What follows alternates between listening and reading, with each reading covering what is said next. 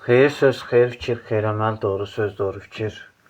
Doğru əməllə ürəyinizdə ata günəş olsun, əziz dostlar, əziz izləyicilər.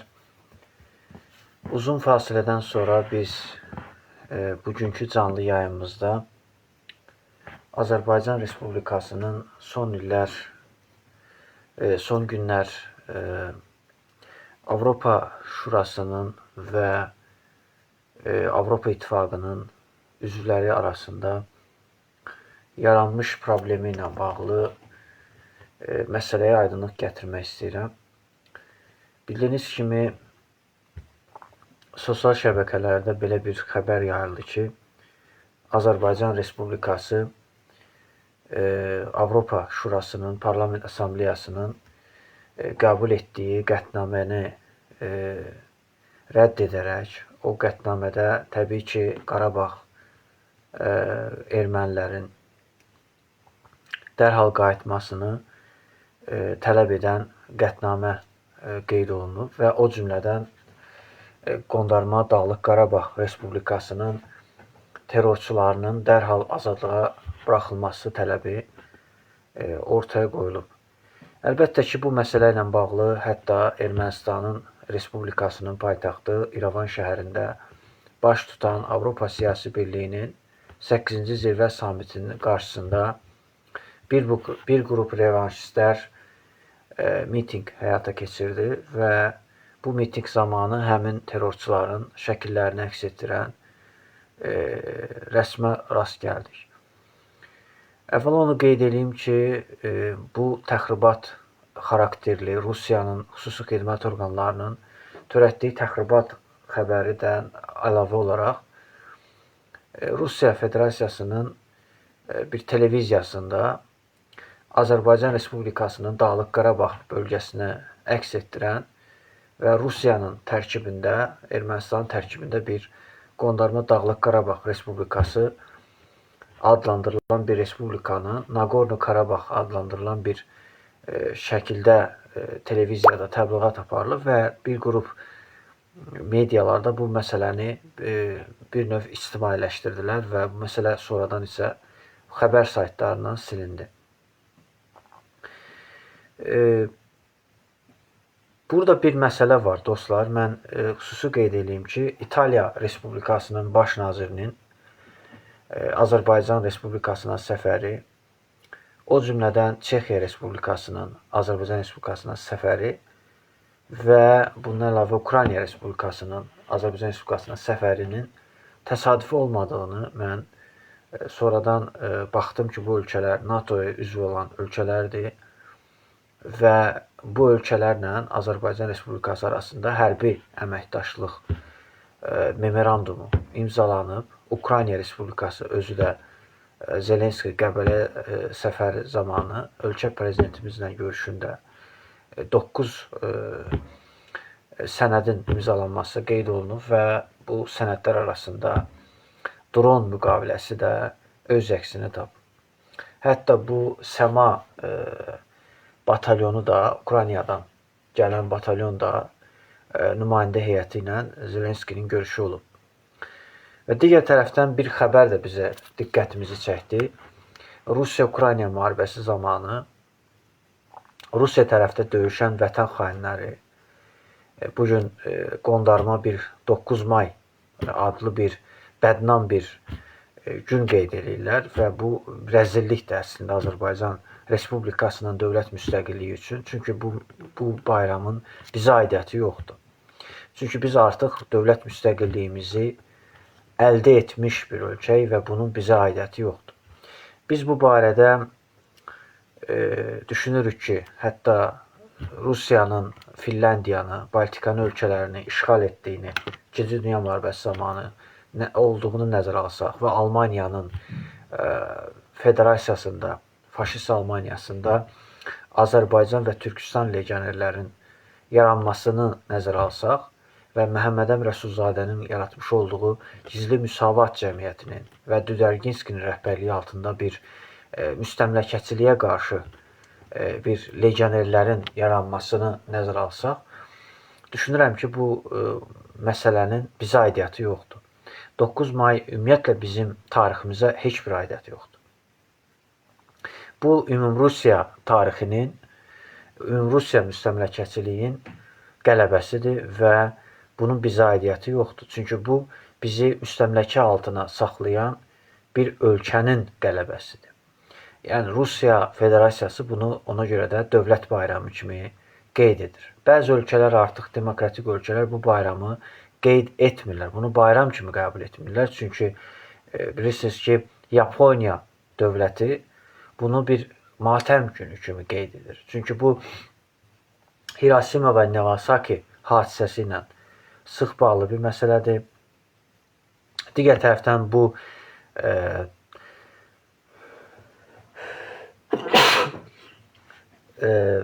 bir kapitulyasiyanın imzalanmasıdır. Əslində diktaturaların arasında baş verən müharibədir və Hitler Almaniyasına, Stalin Rusiyası arasında baş verən müharibədir və bunun bizə aidiyyəti yoxdur. Hansısa kölələr, hansısa qul psixologiyasında olan insanların bayramıdır və özünü kölə hesab edən, özünü qul hesab edən insanlar bunu bədnam gün kimi deyil, bir bayram kimi qeyd edilirsə, bu onlar Azərbaycan Respublikasının dövlət müstəqilliyinə qarşı olanlar və dövlətimizə qarşı olan insanların xislətidir ki, mən bunu qətiyyətlə qəbul etmirəm. Və hesab edirəm ki, bu bayramın Rusiya xalqı üçün, Rus xalqı üçün, Rusiya imperiyası üçün bir bayramdır və bunun bizə aidiyyəti yoxdur. Mən bir daha demək istəyirəm və orada ölən insanları mən bir mənalı şəkildə vətən xaini sayıram. Çünki onlar nəyin naminə döyüşdüklərini fərqinə varmadan, onlar əslində bizim düşmənimiz, bildiyimiz, bizi əsarətdə saxlamış, bizi müstəmləkə altına saxlamış bir Rusiyanın tərəfdə döyüşmək bir vətən xainliyidir. Yəni bunu mən müstəqil bir Azərbaycan Respublikasının vətəndaşı kimi deyirəm və biz artıq müstəmləkə rejimində yaşamırıq, müstəqil bir ölkədə yaşayırıq və insanlarımıza da bunu izah eləmək lazımdır və insanlarımıza şuurlu bir dövlətçilik tərbiyəsini aşılamaq lazımdır.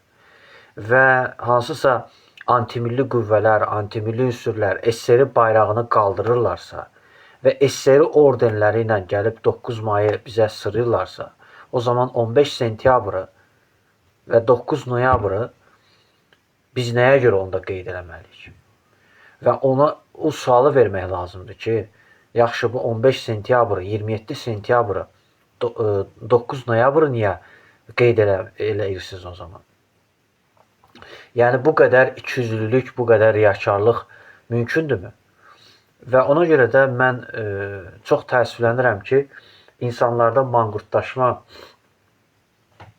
o həddə gəlib çıxıb ki, bugün insanlarımız hələ də Rus dilində danışırlar.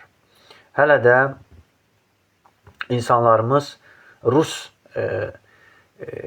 məktəbində oxumağı özlərinə dırnaq arasında şərəf hesab edirlər, ləyaqət hesab edirlər.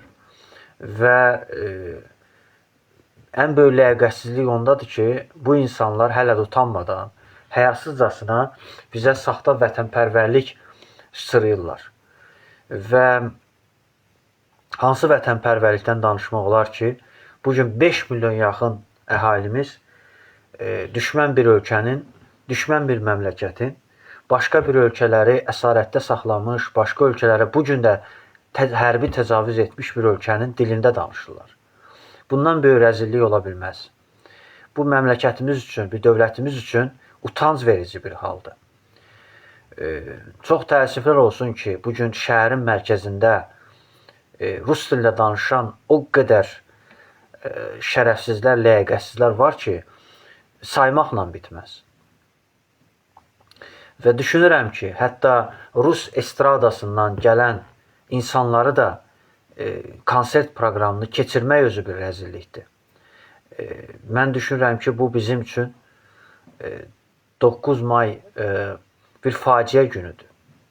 Mən bunu faciə günü hesab edirəm. Çünki bizim müstəmləkəçilikdən xilas olmağımızın müayinə olunduğu gündür. Çünki əgər Hitler Almaniyası qalib gəlsəydi, mən sizə əminliklə deyirəm ki, bəlkə də biz müstəqilliyimizi daha tez əldə edəcəkdik və üçrəngli bayrağımız daha asan da əldə ediləcəkdir. Unutmayaq ki, Almaniyanın Berlin şəhərində Azərbaycan Respublikasının dövlət bayrağı qaldırılmışdı. Sual olunur ki, bəs nəyə görə Qız Qalasında Azərbaycan Respublikasının dövlət bayrağı qaldırılanda məhz 2 nəfər insanı biz həbs olunmasını tarixdə oxumuşuq. 37-ci ildə bizim ziyalılarımızın repressiya olunmasını necə unuda bilərik? Və yaxud da 11-ci Qırmızı Ordunun Azərbaycan Respublikasının, Demokratik Respublikasının yalama istiqamətində 383 zabitimizin şəhid olmasını necə unuda bilərik? Yəni, bu qədər ləyaqətsiz və şərəfsiz bir şəkildə bunu təbliğ eləmək, mənə elə gəlir ki, bizim milli mənliyimizə heç bir halda uyğun deyil.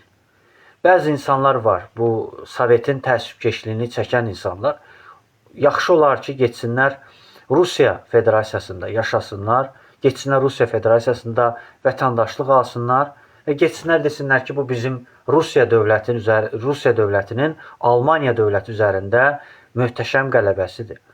Çünki bunu artıq insanlarımıza obyektiv şəkildə və xalqımıza düzgün çatdırmaq lazımdır tariximizi. 1828-ci il Türkmənçay müqaviləsi olmasaydı, 1813-cü il Gürcistan müqaviləsi olmasaydı, 1805-ci il Kürəkçay müqaviləsi olmasaydı, qətiyyətlə mən deyərdim ki, bu 9 mayı 1992-93-cü illərdə rəhmətli Əbülfəz Elçi bəy bunu yasaq eləmişdi. O qədər yasaq eləmişdi ki, hətta dövlət dilimizin türk dili olmasına nail olunmuşdu. Bundan əlavə, mən sizə əminliklə deyirəm ki, NATO-ya üzv olandan sonra qətiyyətlə deyirəm ki, Rus məktəblərinin fəaliyyətinin dayandırılması və bu 9 mayın ümumiyyətlə qeyd olunmaması qərarı veriləcək.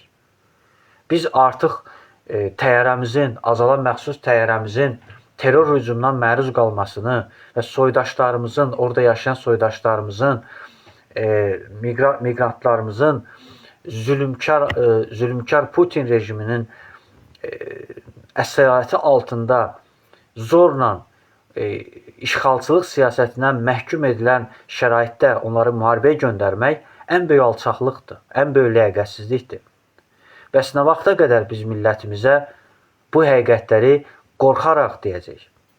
Mən hesab edirəm ki, qorxaqlıqdan artıq vaz keçmək və torpaqlarımızın 20%-ni işğaldan azad etdiyimiz bir şəraitdə artıq bizim Ermənistanla sülh müqaviləsinin imzalandığı bir dövrdə Amerika Birləşmiş Ştatları kimi demokratik ölkə ilə biz TRIP dəhlizinin açılmasına nail olduğumuz bir şəraitdə, hətta bugün xəbər yayıldı ki, Ermənistana taxıl tədarükünün yenidən davam etdirilməsi və Azərbaycanın Ermənistandan alüminium idxalına start verdiyi bir vaxtda Ermənistan Azərbaycanın özünün hərbi alyansını məhz NATO-da görməsi, NATO ölkələri ilə əməkdaşlığa keçməsi, yəni bu faktdır. Yəni biz bunu necə dana bilərik?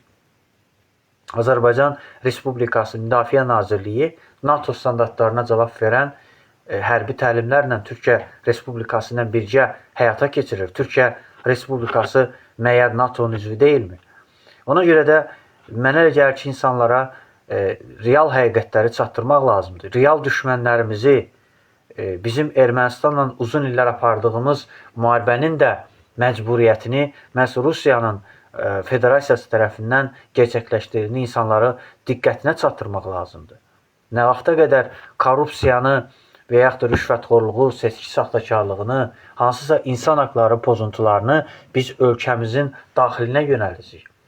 Əslində bu Rusiyanın Azərbaycanı müstəmləkə altında saxladığı dövrdən başlayaraq bu problemlər yaşandı.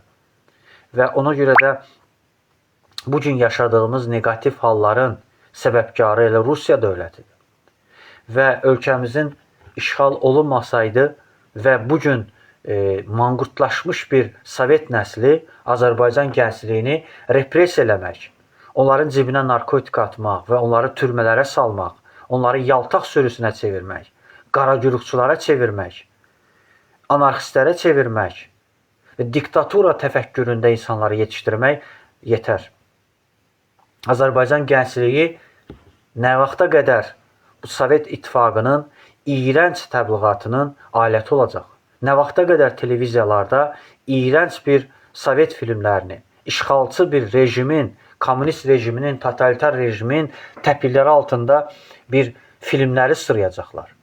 Nə vaxta qədər belə olacaq? Niyə bizim Azərbaycan Xalq Cümhuriyyətinə aid filmlərimiz olmasın? Niyə görə Azərbaycanın Demokratik Respublikasının qurucuları haqqında filmlərimiz olmasın? Niyə bizim Azərbaycanın bir illik demokratik bir hakimiyyətin, Əbvəz Elçibəy hakimiyyətinin xatirəsinə həsr olunmuş bir filmlərimiz olmasın? Və yaxud da Ulu Öndərimiz Heydər Əliyev haqqında bədii filmlərimiz niyə olmasın? Nə mane olur? Mənə elə gəlir ki, bunu düşünmək lazımdır.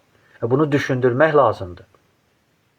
Milli Fədai Hərəkatı elə bir təşkilatdır ki, milli maraqlarını, dövlətin maraqlarını hər şeydən üstün tutur. Şəxsi maraqlardan üstün tutur. Ona görə də biz bu iyrənc, eybəcər bir 9 mayı sırmaqdan vaz keçməliyik. Görürəm ki, manqurtcasına, ləyaqətsizcəsinə bu eybəcər bir 9 mayı cəmiyyətə bir paylaşımlarda görürəm, edirlər. Çox eybəcər görünür. Və bu eybəcərlikdən imtina eləmək lazımdır. Könüllü imtina eləmək lazımdır. Bizi nə məcbur eləyir onu təbliğ eləmək? Biz artıq milli hədəflərimizi, milli strategiyalarımızı qoymalıyıq ortaya. Bəli, bizim anayasamızda, bizim uzun illər Azərbaycan Avropa Şurasının Parlament Assambleyasının nümayəndə heyətinin üzvü olub. Nəyə görə Azərbaycan orada tənqid olunmalıdır? Çünki bugün ölkəmizdə 400-ə yaxın təqsirlənilən şəxslər var ki, onlar müəyyən demokratiyanı istədiklərinə görə, Avropa inteqrasiyanı dəstəklədiklərinə görə və korrupsiyanın olmamasını istədiklərinə görə, insan haqlarının pozulmamasını istədiklərinə görə həbs olunublar. Və bu insanların həbs olunmasının ən böyük səbəbkarı Putin hakimiyyətidir. Putin rejimidir. Nə qədər ki, Putin hakimiyyətdədir və Putin rejimi bizim ölkəmizdə Rus məktəblərini, Rus elitasında yetişənlər bizi idarə edəcək, mənə elə gəlir ki, biz bunun altını çəkəcək. Bundan xilas olmaq lazımdır, dostlar. Bundan xilas olmanın yolu da Sovet İttifaqına qulluq eləyənlərin dərhal vəzifələrdən kənarlaşdırılması və Azərbaycan gəncliyinin vəzifələrə çəkilməsi lazımdır. Niyə Azərbaycan gəncliyi susturulmalıdır? Niyə Azərbaycan gəncliyi təhqir olunmalıdır? Baxın, sosial şəbəkələrdə Azərbaycan gəncliyi nə qədər təhqir olunur. Nizami kinoteatr kimi bir Sovet dövrünün eybəcər bir təbliğatına çevrilmiş və heç bir tarixi irsi olmayan Şirvanşahlar Sarayı qədər və yaxud da Qız Qalasına qədər dövlətçiliyimizə aidiyyəti olmayan Sovet İttifaqının təbliğat məsxərəsinə çevrilmiş bir binanın tarixi bina adlandırmaq ən böyük mənə gəlir ki, milli mövqelərimizi və milli maraqlarımıza uyğun olmayan bir məsələdir. Və orada bir karikatura çəkən və bir musiqi azadlığını nümayiş etdirən bir adamı həbs etdirmək nə qədər ləyaqətə uyğundur. Ümumiyyətlə, bu Sovet İttifaqından qalan bu cinayət məcəllələrlə Azərbaycanın gəncliyini və yaxud Azərbaycan demokratiya istəyən insanların həbs olunmasına niyə Azərbaycan gəncliyi susmalıdır?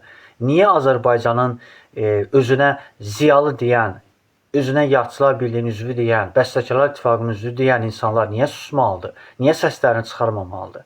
Nə mane olur? Çünki bu Sovet İttifaqının yaratmış olduğu bir növ Rusiyaya, Moskvaya xidmət edən qurumlardılar. Bunu yadınızda saxlayın. Bunu yalnız Milli Fədai Hərəkatından başqa heç kim deməyib. Heç kimin cəsarəti çatıb deməyib. Deyə də bilməz. Bunun birinci səbəbi ondadır ki, biz Azərbaycan gəncliyinin səsiyik. Biz Azərbaycanın böyük ziyalımız Əhməd bəy Ağoğlunun bizə miras qoyduğu ənənələri yaşadırıq. Biz nə diktaturanın yanayıq, nə də anarxizmə yanayıq. Baxın, bizim yanaşmalarımızda dövlətçilik, Mustafa Kemal Atatürkün və Məhəmməd Əmin Rəsulzadənin dəyərləri üzərində dövlətçilik sütunlarını qoruyuruq. Biz nə konstitusiyanın pozulmasına, nə də ki, demokratiyanın boğulmasından yanayıq. Ona görə də bizim ortaya qoyduğumuz fikirlər, ideyalar çox möhkəm və sağlam təməllər üzərindədir. Və bizim təbliğatımızın müsbət nəticələridir ki, ölkəmizin ali rəhbərimiz bugün dünyanın ən demokratik ölkələrlə iqtisadi, siyasi, hərbi əməkdaşlıq yolunu tutur. Bu bizim uğurumuzdur və bizim apardığımız təbliğatın uğurlarıdır. Baxın, Azərbaycanda çox sayda İnzibati Xətalar Məcəlləsi qəbul olunub. Burada milli mənəvi dəyərlərimizin qorunmasında və müxtəlif avtomobil sürücülərinin çoxsaylı bizim videolarımız var ki, biz onları üzə çıxardıq ki, yol hərəkəti qaydalarını kobud şəkildə pozurlar və buna məhəl belə qoymurlar. Buna görə Azərbaycanın yol polisi çox uğurlu bir cərimələrin tətbiq olunmasına qərarlaşdırıb. Çünki çox sayda Azərbaycan Sovet İttifaqından yetişmiş insanlar konstitusiyanı bilmirlər, yol hərəkəti qaydalarını bilmirlər və sürətlə anarxizmə və diktatura təfəkkürünə meyllənən bir Putin hakimiyyətinə sitayiş edirlər. Bugün onların böyük bir hissəsinin rus dilində danışmağı sübut edir ki, Azərbaycan dilində düzəməlli, səlis danışmaması sübut edir ki, o insanlar ümumiyyətlə Moskvanın caynağından, Moskvanın orbitindən əl çəkmirlər. Baxın, Avropa qitəsində yaşayan bir çox özünə müxalifətçi deyən insanların böyük bir hissəsində biz üzə çıxardıq ki, bunlar Moskvadan idarə olunurlar. Bugün xaricdə yaşayan blogerlərin böyük bir mediası da Moskvadan idarə olunurlar. Çünki onların fikirləri də, ideyaları da antidemokratik, antikonstitusiyon əsaslarla formalaşıb və biz bunu üzə çıxardıq. Məsələ burasındadır ki, onlar əgər anarxist deyillərsə, onlar demokratik düşüncədədirlərsə, niyə baş prokurorluq onlar barəsində cinayət işləri və cinayət axtarış tədbirləri və Interpola müraciət edilib? Nəyə görə onların barəsində cinayət işi açılıb? Demək ki, onların bu məsələlərdə cinayət əməli var. Və bizim bir çox təqsirlənilən şəxslərin məhkəmə proseslərində biz əyani şəkildə şahid olduq ki, özünü təqsirlənilən şəxs qismində məhkəmə önünə çıxan insanların böyük bir hissəsi hakimiyyətin Avropaya inteqrasiyasının, hakimiyyətin demokratik islahatların gerçəkləşməsinin tam olaraq gerçəkləşməsinin imkanlarını şübhəli və yaxud da imkanlarına inanmadıqlarını açıq şəkildə məhkəmə iclaslarında bildirdilər. Və tam səmimiyyətlə deyə bilərəm ki, onlar inansaydılar, mənə gəlir ki, bu proseslərin, demokratikləşmə proseslərin içində olardılar və uğurlar əldə edərdilər. Baxın, 2003-cü ildə, 2013-cü illərdə Azərbaycanda demokratiya uğrunda mübarizə aparan böyük bir vətəndaş ordusu nəyə görə uduzdu? Nəyə görə bugün Azərbaycanda qədim Səfəvilər dövlətinin və Əfşarlar dövlətinin, Qacarlar dövlətinin səltənətinin ənənələrini yaşadan bir ənənələr bizə tədil olunur. Və əlbəttə bu həm müsbətdir, həm də bizim gələcəyimizi və bizim gələcək super dövlət olma hədəflərimizi və bütövləşmə ideyalarımızı möhkəmləndirmiş olacaq. Mən düşünürəm ki, müxalifətin vəzifəsi Azərbaycanda respublikaçılığın və demokratiyanın inkişafına təşviq eləməkdir. Amma biz bugün nəyin şahid oluruq? Bugün müxalifət anlayışı Azərbaycanın ölkə daxilindən demək olar ki, zəifləməyə və ölkə daxilində zəifləməyə başlayıb. Çünki Azərbaycanın əsas ana müxalifət liderinin, Əli Kərimlinin, Xalq Cəbhəsinin sədrinin həbsindən sonra ümumiyyətlə böyük bir mənada susqunluq nümayişi görürük.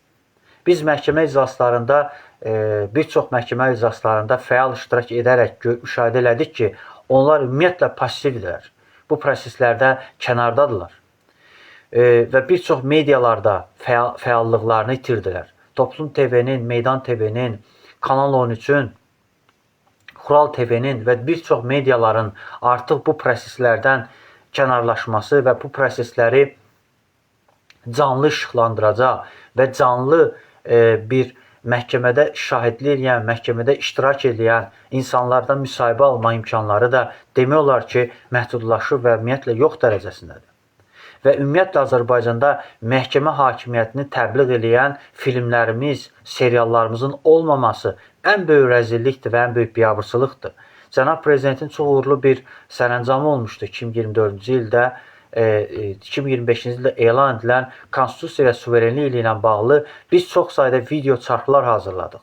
Və biz göstərməyə çalışdıq ki, Azərbaycan Respublikasının konstitusiyasına görə məhkəmə məhz Azərbaycanın 3-cü hakimiyyətidir. Və 3-cü hakimiyyəti dünyanın bütün demokratik ölkələrində əsas olaraq bütün vətəndaşların mülkiyyət hüquqlarını, seçki hüquqlarını tanıyan tək təməl bir hüquq sistemidir. Digər tərəfdən bizim gələcəkdə hədəflərimizdən biri Azərbaycanda demokratiyanın tam bərqərar olması və Azərbaycanda demokratik seçkilərin tam bərqərar olması üçün real addımlar atılması, real uğurların əldə edilməsinə nail olmaqdır. Cənab Prezidentin də əslində istəyində də arzularından biri odur ki, ölkəmiz tam demokratik idarəçiliyə, demokratik sistemə qovuşsun. Çünki Cənab Prezident dəfələrlə öz çıxışlarında məmur özbaşınalıqlarının baş alıb getdiyini və bir çox icra hakimiyyəti orqanlarının sahibkarları incitdiyini dəfələrlə dilinə gətirib. Bu elə belə məsələ deyil. Mən hesab edirəm ki, korrupsiyaya qarşı mübarizə edən orqanlar seçkili orqanlar olmalıdır. Parlamentimiz, bələdiyyələrimiz və prezidentimiz bu işin öhdəsindən çox mükəmməl şəkildə gəlirlər. Nəzərə alsaq ki, bugün təyinatlı orqanlar dediyimiz icra hakimiyyəti, Nazirlər Kabineti seçkili orqanlarla müqayisədə daha pasiv görünürlər və ümumiyyətlə onların da əlbəttə ki, vətəndaşlarla ünsiyyəti tam məhdud səviyyədədir. Təbii ki, konstitusiya onlara o imkanları yaratmır. Əgər bizdə böyük şəhər bələdiyyə sistemi formalaşsaydı, mənə elə gəlir ki, icra hakimiyyətinin səlahiyyətləri bələdiyyələrə keçə bilərdi. Çünki bələdiyyələr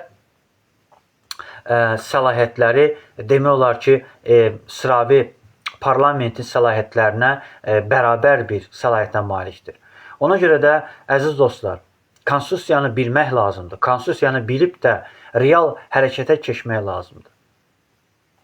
Bizim çox sayda məhkəmə iclaslarında yaşadıqlarımız və fikirlərimizi bölüşdüyümüz anlar olub və biz bu məhkəmə proseslərini insanların diqqətinə çatdırmaqla, paylaşmaqla bunu insanlara aşılamaq istəyirik ki, heç bir probleminizi məhkəməsiz həll etməyin və evləriniz, hətta Kubinkada və digər yerlərdə hüquqları tapdalanan, Sovetskada hüquqları tapdalanan insanlar çox təəssüflər olsun ki, məhkəmə instansiyalarına müraciət etmirlər.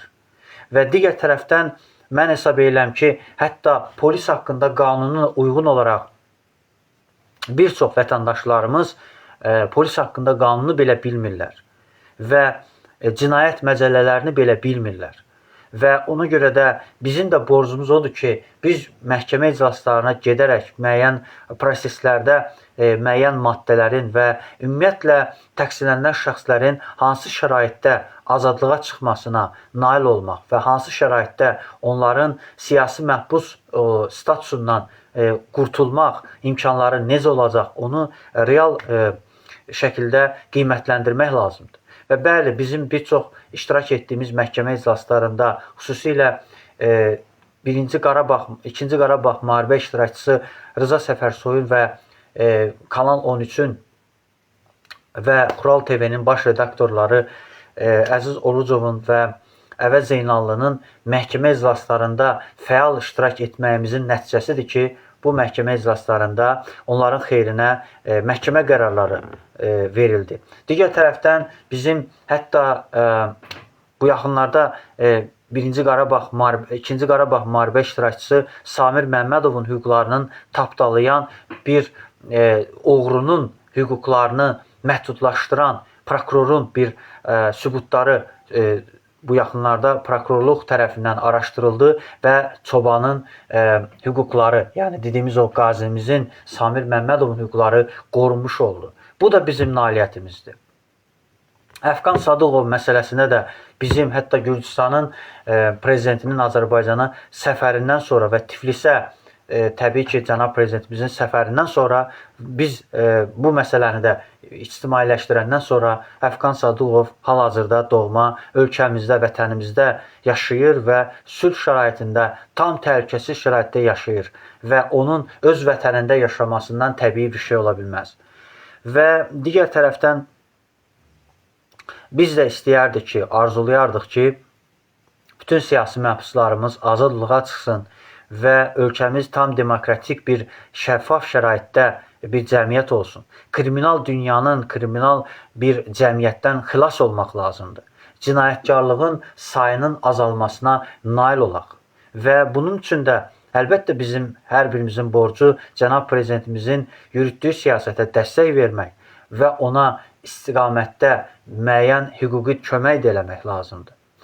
Və hesab edirəm ki, buna bir çox hallarda nail olmuşuq və bir çox hallarda nail olmağa cəhdlər eləmişik.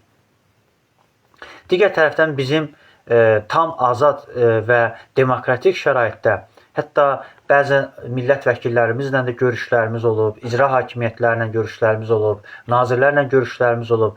Yəni bizim hər hansı bir şəkildə bizə qarşı heç bir məhdudiyyətlərin olmaması və yaxud da biz bir çox tarixi filmlərimizdə çəkilməyimiz, tarixi filmlərimizdə yer almağımız, ən böyük filmlərdən biri Tağıyev filmində Əli Bəy Hüseynzadə xarakterində, Əli Bəy Hüseynzadənin timsalında Azərbaycan Respublikasının ideoloqu bir Əli Bəy Hüseynzadənin xarakterini canlandırmağımız və onun fikirlərinin, onun məfkürəsinin, onun jurnalistika sahəsindəki fəaliyyətini biz xüsusi qiymətləndirməliyik. Digər tərəfdən biz xüsusilə bu yaxınlarda Bakı Expo mərkəzində keçirilən məhz aqrar sərgisində də iştirak etməyimiz də və orada müxtəlif ölkələrin eksponatlarını paylaşmağımız da və müxtəlif mədəni tədbirlərin keçirilərkən onunla bağlı paylaşımlarımız da sübut edir ki, biz demokratik və pluralist bir fəaliyyətimiz var və çox məhsuldar fəaliyyətimiz var. Digər tərəfdən bizim təşkilatımızın Fransadakı nümayəndəsi Faiq Vidadioğlu'nun çox möhtəşəm Fransada bir konserti olacaq və təqdimatı olacaq. Mən düşünürəm ki, buna da ciddi hazırlaşmaq lazımdır və mayın səhvəmsə 12-sində Türkmənistanın, daha doğrusu Qazaxıstanın Bişkek şəhərindəki onlayn şəkildə qoşulacağımız bir beynəlxalq konferansda da iştirak edəcək və bizim çox sayda layihələrimiz var və çox sayda hədəflərimiz var. Biz hətta Fransada yayınlanan bir telekanalda da çıxış elədik, Almaniyada yayınlanan Oğuz TV-də çıxış elədik və biz fəxrlə deyə bilərik ki, biz mətbuat azadlığına və ümumiyyətlə cəmiyyətə açıq bir şəkildə fəaliyyət göstəririk. Bizim təşkilatımızın qüdrəti ondadır ki, biz hər bir prosesə, dünyada baş verən proseslərə də təsir etmə imkanlarımıza malikik və biz bəzi hallarda kəşfiyyat məlumatları, cəsusluq qarşısını almasına yönəlik addımları da atırıq. Biz əslində dövlətimizin, Türk dövlətlərin mənafeyini, maraqlarını hər zaman qorumuşuq və qoruyacaq. Dünyada demokratiyanın inkişaf etməsi, dünyada demokratiyanın inteqrasiyası və dünyada demokratiyanın yayılmasına çalışırıq. Və bəzi hallarda xarici ölkələrin, demokratik ölkələrin səfirləri ilə birlikdə biz müxtəlif təqsirlənilən şəxslərin məhkəmə iclaslarında iştirak edərək bir daha mövqeyimizi, şəffaf mövqeyimizi və bir daha heç bir xarici dairələrə, Rusiyaya və yaxud da İrana bağlı olmadığımızı, birbaşa demokratik ölkələrə, beynəlxalq hüququ qoruyan, beynəlxalq hüququ qorumağı bacaran demokratik ölkələrdən yana olduğumuzu və milli maraqlarımızı, dövlətimizin milli maraqlarını hər şeydən üstün tutduğumuzu bir daha sübut etmişik. Bəzi insanlar var, belə bir illüziya yaradırlar ki, güya Avropaya inteqrasiya dəstəkləyən, Avropa inteqrasiyanı istəyən qüvvələr həbs olunurlar. Xeyr, elə deyil.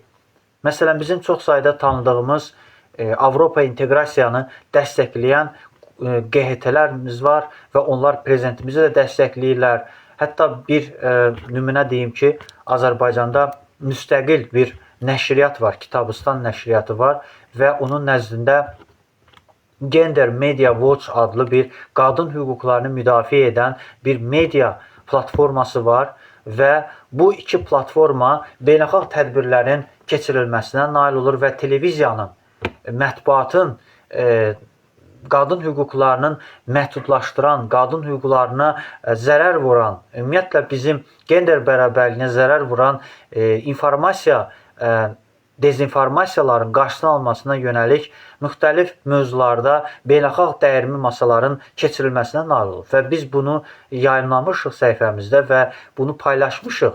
Və biz dünyada demokratiyanın hansı coğrafiyada olmasından asılı olmayaraq, istər Türk dünyasında, istər vətəni olan Avropa coğrafiyasında, hətta uzaq şərq coğrafiyasında yayılan demokratiyanın bizim Məhəmməd Əmin Rəsulzadənin bizə əmanət qoyduğu demokratiya ənənələrini yaşadırıq.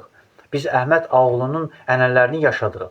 Biz öz ideyalarımıza, hətta Mustafa Kemal Atatürkün və Heydər Əliyevin bizə əmanət qoyduğu təməl anayasaya, qanunların aliliyinə və konstitusiyaya əməl etmək, konstitusiyanı qorumaq və konstitusiyanın pozulmamasını nail olmaq prinsiplərini ortaya qoyuruq və insan hüquqlarının qorunmasına yönəlik addımlar atırıq.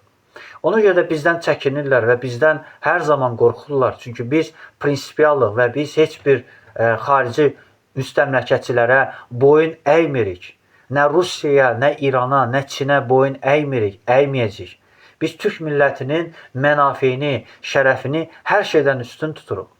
Bəzi hallarda Türk dünyasının milli maraqları demokratik dünyanın, demokratik ölkələrin və dünyada beynəlxalq hüququ qoruyan, BMT-ni yaradan, Avropa inteqrasiyanı sürətləndirən tendensiyalarda dəstəkləyirik. Amma bəzi hallarda düşünürlər ki, baxın, biz Mirzə Fətəllah Axundovun, Mirzə Ələkbər Sabirin, Həsən bəy Zərdabinin, Üzeyir Hacıyevin, Rafiq Babayevin, Vaqif Musavazadənin bizə irəli sürdüyü mütərəqqilik və müasirlik düsturuna, bizim üç rəngli bayrağımızda əks etdirən müasirlik düsturuna söykənərək bunu hərəkət edirik. Biz bundan sonra bir hərbi təşkilat olaraq biz artıq NATO'nun təməllərini, NATO'nun təməl xeyirlərini və təməl bizim ölkəmizin milli maraqlarını, Türk dünyasının milli maraqlarını qorumağa yönəlik. Mən əminəm ki, NATO'nun da hədəfində Rus işğalına, Çin işğalına və İran işğalına qarşı birgə mübarizənin təməli olacaq.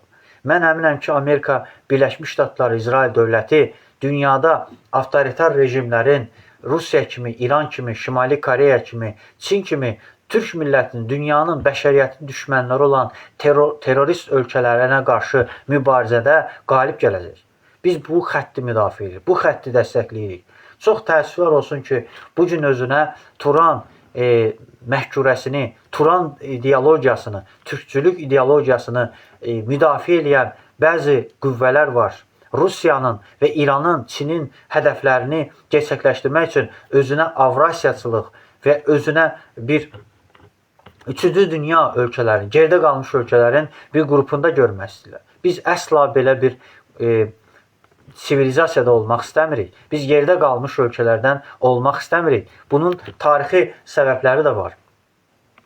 Unutmayaq ki, Türk dünyasında ilk dəfə demokratik ölkəni quran Azərbaycan Respublikası və Türkiyə Cumhuriyyəti var. 1918-ci ildə və 1923-cü ildə qurduğumuz dövlətimizin qədir qiymətini bilək və onun təməllərinə xidmət edək. Mustafa Kemal Atatürkün bizə əmanət qoyduğu ilkələrdən biri də məhz laiklikdir, sekulyarlıqdır. Və Məhəmməd Əmin Rəsulzadənin bizə milli demokratiya deyə irəli sürdüyü insanlara hürriyyət, millətlərə istiqlal şüarına hər zaman önə çıxarırıq. Və beynəlxalq hüququn və demokratiyanın olmadığı bir şəraitdə təməl, real bir turançılıqdan dərs demək və onu real qiymətləndirmək mümkün deyil. Baxın, niyə Türk dünyası bugün Kipr məsələsini həll edə bilmədi? Bunun bir real səbəbi də var, dostlar. Real səbəbi ondadır ki, Şimali Kipr Türk Cumhuriyyəti xarici ölkənin, yəni faktiki Rusiyanın və Amerika Birləşmiş Ştatlarının hədəfində olan bir coğrafiyadır. Və orada Rusiyanın dəstəyi ilə 74-cü ildə Kıbrıs Barış Hərəkatı baş vermişdi. Və çox təəssüflər olsun ki, bugün Cənubi Kipr Respublikası tanınır, amma Şimali Kipr Türk Respublikası BMT-də rəsmi hüquq olaraq rəsmi üzvü deyil. Müstəqil bir ölkə kimi mövcudluğunu qorumaq bir riski var. Çünki bu respublikanın baxmayaraq ki, demokratik bir idarəçiliyə malikdir, hakimiyyət dəyişikliyi var orada, demokratik ölkə kimi parlamenti var, prezidenti var, baş naziri var, amma müdafiə nazirliyi yoxdur. Və bu özü də problem yaradan məsələdir. Nədənsə bu məsələlərlə bağlı sağlam bir müzakirənin, diskussiyaları biz şahid olmuruq. Digər tərəfdən Türk dünyasının ən böyük problemlərdən biri kimi Avropanın düşmən kimi görməsidir. Tarixən bilirsiniz ki, Qurtuluş müharibəsində və yaxud da ondan əvvəl cihan şumul olduğumuz dövrdə və Hunların, Göytüklərin dövründə biz əlbəttə Avropanı fəth elədik, Avropanı idarə elədik. Amma bugün biz özümüz bilmədən Avropa bizi idarə etməyə, özümüzü iqtisadi baxımdan Avropadan asılı vəziyyətə salmışıq. Niyə bizim real iqtisadiyyatımız, real şəffaf bir iqtisadiyyatımız olmasın? Bugün Türk Dövlətlər Təşkilatının təbii ki, Türkiyə Respublikası və Şimali Kipr Türk Respublikası istisna olmaqla bütün respublikalar keçmiş Patsovet məkanında olan ölkələr olduğuna görə orada hələ də korrupsiya idarəçiliyinə malik bir iqtisadiyyatına malikdir. Niyə belə olmalıdır?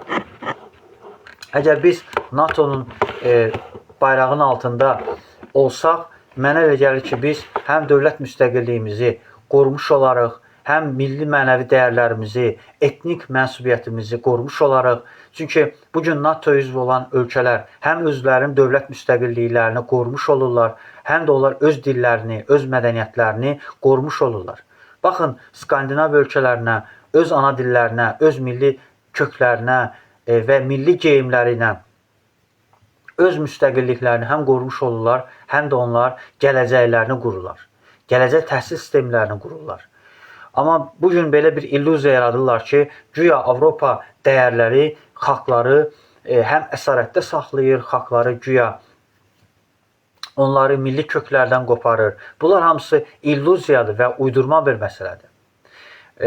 Və Epstein məsələsi ilə güya Amerika Birləşmiş Ştatlarının nüfuzuna zərər vuran bir medianı biz xüsusi olaraq tənqid eləməliyik və mən düşünürəm ki, demokratiya anlayışı orada təcəlli edə bilər ki, bugün Türk Dövlətlər Təşkilatı öz dillərində, baxın, bugün NATO üzvü olan ölkələrin hər biri vahid bir ingilis dilində danışırlar. Çünki həm də unutmayaq ki, ingilis dili, İtalyan dili, fransız dili, İspan dili, onlar özləri də bir-birlərinə yaxındılar və qrammatik olaraq yaxındılar və tarixən onlar Roma İmperiyasının tərkibində Latın dilində, vahid dildə danışıblar. Və çox təəssüf ki, bugün özümüzə türk desək də, bugün türk dövlətlərinin heç biri öz dillərində danışmırlar. Məsələn, bugün Mərkəzi Asiya ölkələri, Azərbaycan Respublikası, keçmiş SSR məkanında olan ölkələr rus dilində danışırlar. Türkiyə Respublikası isə və Şimali Kipr Türk Respublikası istisna olmaqla qalan ölkələr ingilis dilində danışırlar. Bugün məsələn Macarıstan Respublikası ingilis dilində danışır və yeni qoşulacaq Bolqarıstan Respublikası, Ukrayna Respublikası böyük ehtimalla ingilis dilində danışacaqlar. Və bu mənə elə gəlir ki, NATO'nun proqramında belə əsas məsələ təbii ki, müstəmləkəçilikdən qurtulmaq var. İkinci bir məsələ təbii ki, xalqların özlərinin müqəddəratını özü təyin etmə hüququ var. Baxın, bəzi insanlar belə bir illüziya yaradırlar ki, güya NATO dövlətləri Türkiyə Cumhuriyyətini parçalamaq üçün bir Kürd məsələsini, Böyük Kürdistan məsələsini, Böyük Ermənistan məsələsini qabardırlar. Bu hamısı yalan və uydurma bir məsələdir. Böyük Kürdistan və Böyük Ermənistan projesi NATO'nu parçalamaq üçün, NATO'nu Türk dünyasından qoparmaq üçün, NATO'nu Türk dövlətlərindən ayırmaq üçün yaradılan Rusiyanın və İranın, Çinin yaratmış olduğu bir projedir. Bu projenin arxasında Moskva, Tehran və Pekin dayanır. Və bugün TikTok sosial şəbəkəsi vasitəsilə insanlarda bir yalan qərb imperializminə, qərb dəyərlərinə qarşı, qərbin mütərəqqi, yüksək rifah halında yaşamasını, yüksək təhsil sistemində malik olmasını və dünyada elmin, təhsilin inkişaf etməsini nəzərə alsaq, akademiyaların inkişaf etməsini, universitetlərin inkişaf etməsini nəzərə alsaq, nəyə görə bugün TikTok şəbəkəsi Facebook'dan, YouTube kanalından fərqli olaraq anti-qərb təbliğatını aparır. Baxın, Facebook sosial şəbəkəsi məhz bu meyarları rədd edir. Facebook sosial şəbəkəsi müəllif hüquqlarını qorumaq və orada dəfələrlə istifadəçilərə xəbərdarlıq edir ki, qeyri-etik ifadələrdən kənar qalın, qeyri-etik ifadələrdən istifadə etməyin. Çox təəssüf ki, bəzi hallarda sosial şəbəkələri söyüş meydanına çevirirlər. YouTube kanalına söyüş meydanına çevirirlər. Və əsassız şəkildə iddia edirlər ki, niyə bizim Facebook şəbəkəmiz, YouTube şəbəkəmiz şikayət olunur və bağlanır. Baxın, mən bugün iqtidar yönlü medialarda da, müxalif yönlü medialarda söyüşün daha çox yayılmasının mən biabırçılıq sayıram, cahillik sayıram. Bu qətiyyən nə demokratiyaya, nə dövlətçilik şuuruna malik bir anlayışdır. Biz isə bundan uzağıq və Milli Fədai Hərəkatı bu tendensiyalardan uzaqdır. Biz hər bir şeyi fəlsəfə ilə, elmlə, ədəbiyyatla, mədəniyyətlə yanaşırıq.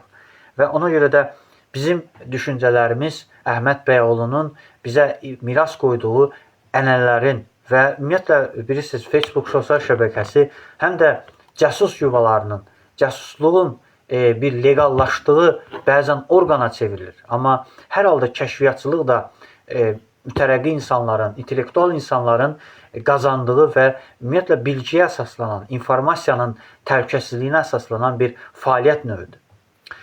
Ona görə bizim hətta dövlətimizin kəşfiyyat orqanının adının Dövlət Təhlükəsizlik Xidməti adlandırılması da təsadüfi xarakter almayan. Çünki burada həm dövlətçiliyə xidmət anlayışı var, həm də dövlətin təhlükəsizliyi anlayışı var. Ona görə də bəzi hallarda bəzi iddialar var ki, Meta şirkətinin böyük bir səhmlərinin Azərbaycan Respublikası böyük bir transmilli layihələrdən qazanılan gəlirlər hesabına böyük bir səhmlərini əldə edib. Bu Azərbaycan iqtisadiyyatının böyük mənada uğurudur, böyük bir nailiyyətidir. Ona görə bizim hədəfimiz NATO'ya inteqrasiya olmaqdır və NATO'da daimi hüquqlu üzv olmaqdır. Bu bizim üçün mənə elə gəlir ki, əlçatan bir yanaşmadır. Çünki biz özümüzü Rusiyadan, İrandan qorumaq, Rusiyanın İrandan gələn təhlükələrdən özümüzü qorumaq lazımdır.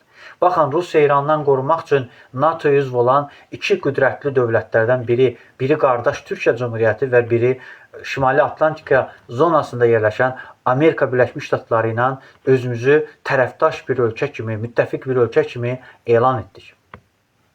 Artıq biz Rusiyanın müttəfiqliyinə inanmayacaq qədər müstəqilləşmişik və milli maraqlarımızı qorumuşuq. Ona görə də mən hesab edirəm ki, biz artıq müstəqilləşmək və demokratikləşmək yolunu məhz mənə elə gəlir ki, öz milli mənsubiyyətimizə və milli maraqlarımıza uyğun bir hədəflər müəyyənləşdirməliyik.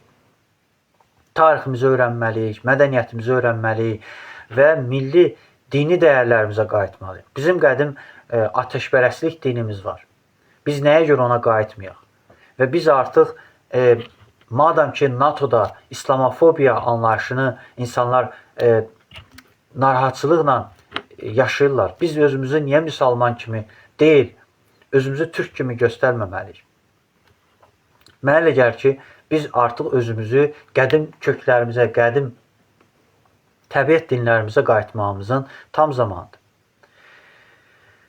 Bir daha hər birinizə təşəkkür edirəm. Atamız var olsun deyirəm.